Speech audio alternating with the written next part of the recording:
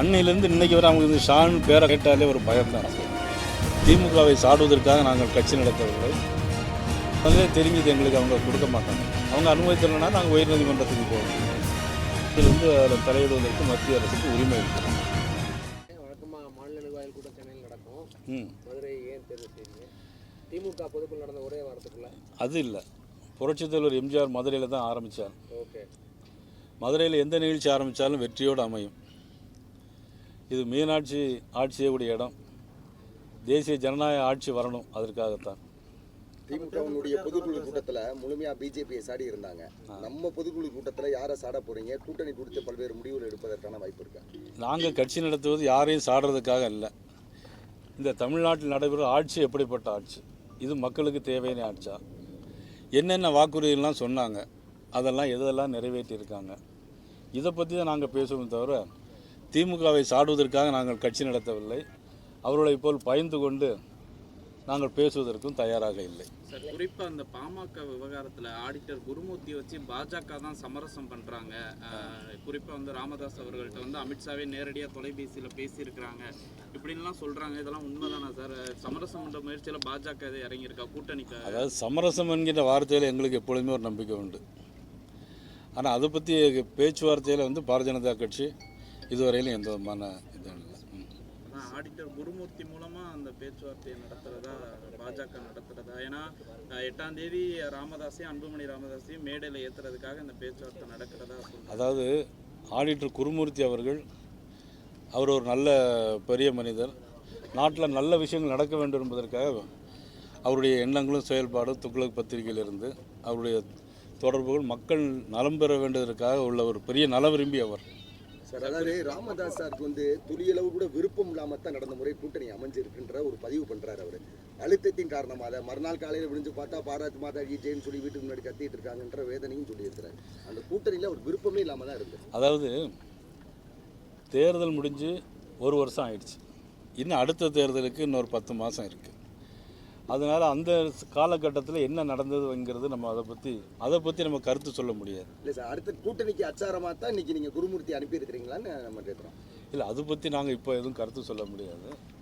என்னை பொறுத்தவரை தொடர்ந்து நான் மாநில தலைவராக வந்த பிறகு தொடர்ந்து நான் சொல்லக்கூடிய எடுத்து வைக்கக்கூடிய வாதம் என்னென்னா, தமிழ்நாட்டில் திராவிட முன்னேற்ற கழக அரசுக்கு எதிராக எல்லோரும் ஓரணியில் சேர வேண்டும்.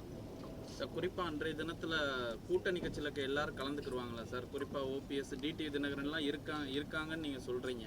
அவங்கெல்லாம் கலந்துக்குருவாங்களா? அதுக்கான வாய்ப்புகள் இல்லை. இந்த கூட்டம் முழுக்க பாஜக ஆமாம், மாநில நிர்வாகிகள், பாஜக நிர்வாகிகள், மாநில நிர்வாகிகள், கோட்ட பொறுப்பாளர்கள், பிறகு மாவட்ட தலைவர்கள், எங்களுடைய பொறுப்பாளர்கள் எல்லாரையும் நேரடியாக அவங்க சந்திக்க தான் அது குறித்து தான் நடக்குது. ஹோட்டலில் சந்திக்க வாய்ப்பு இருக்கா சார்? ஹோட்டல்ஸில் தலைவர், கூட்டணி தலைவர்? இல்லை, அதை பற்றி இப்போ எதுவும் சொல்ல முடியாது. மதுரையில் நடக்கிறது முருகன் மாநாடு இல்லை, சங்கிகள் மாநாடு அப்படின்னு சேகர் பாபு நேற்று பேசியிருக்காரு. நான் அது ஏற்கனவே சொல்லியிருந்தேன். மதிப்புக்குரிய அறநிலைத்துறை அமைச்சர் சபரிமலைக்கு மாதந்தோறும் போகக்கூடியவர் நல்ல பக்தி தான். பக்தி இல்லாத இடத்துல போய் இருந்துக்கிட்டு அதை பேசிகிட்டு இருக்காரு. அதுக்கு கமெண்ட்ஸ் கூட வேறு மாதிரி போட்டிருந்தாங்க. சார், இந்த புதிய பொறுப்பு மாநில தலைவர்ன்ற பொறுப்பு எப்படி இருக்குது? சுமையாக இருக்கா? நிர்வாகிகள்லாம் உங்கள் பேச்சை கேட்டு அனுசரித்து போகிறாங்களா? எல்லாருமே நிர்வாகிகள் தான் அங்கே இருக்கிறாங்க. என்னோட சீனியர் ப்ரொஃபஸர் கதில், என்னோட சீனியரு, எல்லாருமே அனுசரித்து தான் இதை பண்ணிகிட்ருக்காங்க. 2 மாதமாக நல்ல முறையில் போய்ட்டுருக்கு. அதில் ஒரு சுகமான சுமையாக போய்ட்டுருக்கு. உங்களுடைய இலக்கு என்னவா சார் இருக்குது? இலக்கு திராவிட முன்னேற்ற கழக ஆட்சி தமிழகத்தில் இருக்கக்கூடாது. அதற்காகத்தான் திருப்பி நான் சொல்கிறதுன்னா, உங்களுக்கே தெரியும், இன்னைக்கு சட்ட ஒழுங்கு பிரச்சனையாக இருக்கட்டும், இன்றைக்கி பாலியல் வன்கொடுமையாக இருக்கட்டும், அண்ணா பல்கலைக்கழகத்தில் நடந்த விஷயமாக இருக்கட்டும், டாஸ்மாகில் நடந்த ஊழலாக இருக்கட்டும், 39,000 கோடி ரூபாய் ஊழல் டாஸ்மாகில். அதில் ஒரு கருத்து குறிப்பு என்ன சொல்லியிருக்காங்கன்னா, இது கூட்டாட்சி தத்துவத்துக்கு எதிரானது, ஃபெடரல் கவர்மெண்ட்டுக்கு எதிரான ஒரு இது ஈடி போனது அப்படின்னு சொல்கிறாங்க. ஆக்சுவலாக அது டாஸ்மாக் கவர்மெண்ட் ஒன்றும் கிடையாது, அது ஒரு கம்பெனி. அது 1983 1956 ஆக்ட் படி, மதுவிலக்கு ஒழிப்பின்படி 83 25/4/83 இது ஒரு கம்பெனியாக பதிவு பண்ணியிருக்காங்க. Company of register of companies அதில் பதிவு பண்ணியிருக்காங்க. அதன்படி அதில் முறைகேடு நடக்கும்போது அதில் அதில் தலையிடுவதற்கு மத்திய அரசுக்கு உரிமை இருக்கிறது. சார் இந்த அதில் ஈடி அந்த இதில் ஈடுபட்டிருந்த 2 அதிகாரிகள் இப்போ சமீபத்தில் மாற்றம் கூட பண்ணியிருக்காங்க. அது இருக்கலாம். அதிகாரிகள் 3 வருஷம் ஆகிருக்கலாம், 4 வருஷம் ஆன பிறகு மாற்றங்கள் வரலாம். அதுக்கு இதுக்கும் சம்மந்தம் இல்லை.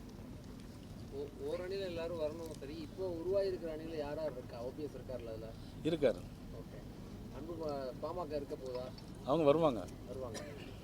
சார் இப்போ பழைய அந்த போன தேர்தலில் இருந்த கூட்டணி கட்சிகள் எல்லாம் தொடருதா வச்சுக்கலாமா? தொடருவோம், வெல்வோம். புதிதாக யாராவது கூட்டணிக்கு வர்றதுக்கு வாய்ப்பு இருக்கா சார்? இன்னொரு 10 மாதம் இருக்குது. வரும்போது அடுத்த முருக பக்தர்கள் மாநாடுலாம் நடக்குது. அதுக்கு முன்னாடி உங்களுக்கு எல்லா தகவலையும் சொல்லிடுறேன். குறிப்பாக திமுக ஒலிபெருக்கி இதெல்லாம் பயன்படுத்தக்கூடாதுன்னு சொல்லி இன்னைக்கு அண்ணா காலத்தில் மறுப்பு தெரிவிச்சிருக்காங்க. அதான் எங்களுக்கு ஏற்கனவே தெரிஞ்சது. அவங்க அனுமதி கொடுக்க மாட்டாங்க, நிறைய தடைகளை போடுவாங்க. அதான் அறநிலையத்துறை அமைச்சர் சொல்லிகிட்டே இருக்கார். இந்த மாநாடு நடைபெறாதுன்னு அறநிலையத்துறை அமைச்சர் சொல்லிகிட்டே இருக்கார். அவங்க அதிலே தெரிஞ்சது எங்களுக்கு அவங்க கொடுக்க மாட்டாங்க. அவங்க அனுமதி தரலைன்னா நாங்கள் உயர்நீதிமன்றத்துக்கு போக வேண்டியது. சார் குறிப்பாக அமித்ஷா அவர்கள் தேமுதிக இணைவாங்களா சார்? பார்ப்போம், பொறுத்திருந்து பார்ப்போம். இல்லை, பாமக கான்ஃபிடென்ட்டாக சொல்கிறீங்கல்ல? எல்லாமே நல்லபடியாக கான்ஃபிடென்ட்டாக வரும். உங்கள் விருப்பப்படியே நல்லபடியாக. வேல் யாத்திரை, பாத யாத்திரை, ஐநா நாகேந்திரஜியுடைய யாத்திரை என்னதான் இருக்கும்? என்னுடைய யாத்திரை அதிகப்படியான சட்டமன்ற உறுப்பினர்களை கூட்டிட்டு சட்டமன்றத்துக்கு செல்லு தான் என்னுடைய யாத்திரை. சார் மதுரைக்கு ராமசீனிவாசன் அவர்களுக்காக அமித்ஷா வந்தபோது கிட்டத்தட்ட 2 லட்சம் வாக்குகள் அதிகமாக பெற்றாங்க. அந்த மாதிரியான ஏதாவது ஒரு புது வியூகத்துக்காக அமித்ஷா மதுரை வராருன்னு எடுத்துக்கலாமா? இல்லை அவருடைய ஒட்டுமொத்த தமிழ்நாடு பயணமாக இருக்கா? இல்லை, என்னன்னா எத்தனை தடவை வந்தாலும் தமிழ்நாட்டை ஒன்றும் பண்ண முடியாதுன்னு சொன்ன ஒரே வார்த்தைக்குள்ள ஷாவை கூட்டு வரீங்களே, அதுதான் கொஸ்டின். அந்த சாதா மகாராஷ்டிரில் ஆட்சி கொண்டு வந்தார். தமிழ்நாட்டில் முடியாதுங்கிறார் அவர். ஆனால் எப்பொழுதுமே திமுக இந்த ஷான்னாலே கொஞ்சம் பயம். 1976 ஏன்னா திமுக ஆட்சியை கலைச்சதே கே ஷா. அன்னையிலேருந்து இன்னைக்கு வரை அவங்களுக்கு இந்த ஷான்னு பேரை கேட்டாலே ஒரு பயம்தான் இருக்கு. சார், பிஜேபி பெரிய அளவில் வளருதுன்னு தமிழ்நாட்டில் சொன்னால் கூட நீங்கள் மற்ற கட்சிகளை நம்பி அவங்களுடைய கூட்டணியில் தானே சார் வர வேண்டியது இருக்குது. உங்களுக்கு தொகுதி பங்கீடு கொஞ்சோண்டு ஏன் திமுகவே தனியாக நிற்க வேண்டியது? அவங்க ஏன் காங்கிரஸ் விடுதலை சிறுத்தைகளை கூட்டி வச்சுட்டு நிற்கிறாங்க? நம்ம கட்சியை மட்டும் பேசுகிறேன், வளர்ந்து வரது இல்லை. நான் அந்த கட்சியை கேட்குறேன் உங்கள்கிட்ட. நான் அந்த கட்சியை கேட்குறேன். தொகுதியெலாம் எப்படி சார் தேத்துற மாதிரி இருக்கீங்க? நிறையா அதிமுகக்கு இணையாக தேத்துற மாதிரியான வாய்ப்புகள் இருக்கா சார்? அந்த அளவுக்கு வல்லமை பிஜேபிக்கு இருக்கா சார்? ஜெயிக்கக்கூடிய ஆற்றல் இருக்கா சார்? இன்னைக்கு பிஜேபி தான் சார் உலகத்திலே மிகப்பெரிய கட்சி. 1300 எம்எல்ஏக்களுக்கு மேலே இருக்கிறாங்க. 240 நாடாளுமன்ற உறுப்பினர் இருக்காங்க. திமுகவில் 240 பேர் இருக்காங்களா? இல்லை. இவ்வளோ பெரிய கட்சி, உலகத்திலே மிகப்பெரிய தலைவர் நரேந்திர மோடி. அவருக்கு இணையாக அங்கே தமிழ்நாட்டில் யாரும் இருக்காங்களா? ஒருத்தரும் கிடையாது. ஆனால் இன்னைக்குள்ள காலகட்டத்தில் சூழ்நிலை பேசிட்டு இருக்காங்க. 2026 பாருங்கள், எல்லாம் தெரியும் உங்களுக்கு. இதுபோன்ற செய்திகளை மேலும் தெரிந்து கொள்ள எங்களது யூடியூப், ஃபேஸ்புக் மற்றும் ட்விட்டர் ஆப்களை சப்ஸ்கிரைப் செய்யவும்.